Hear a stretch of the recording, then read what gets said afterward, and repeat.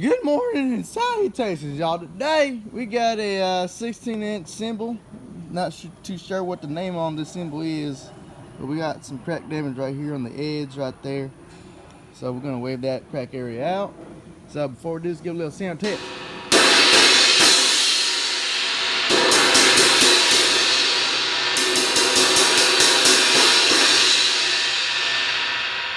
Alright, let's fix this baby up. Alright, y'all, we're back with the no-name cymbal 16-inch. And as you can tell, we repaired the crack damage in this area. Now it's smooth as butter.